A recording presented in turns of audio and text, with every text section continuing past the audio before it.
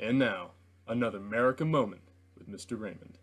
Today we're talking all things Millard Fillmore, our country's 13th president.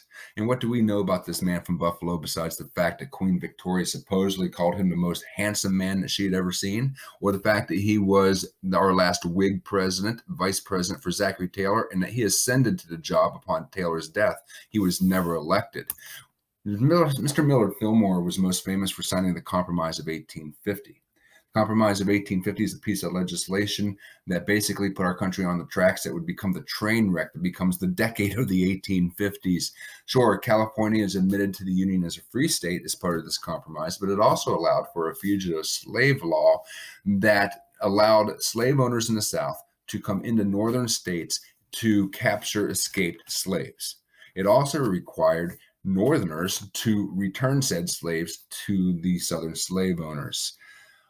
This compromise basically just intensified the division between northern states and southern states and pro-slavery people and anti-slavery people.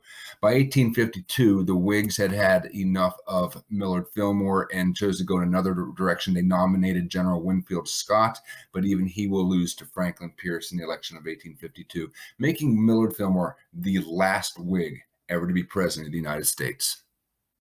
This has been another America moment with Mr. Raymond.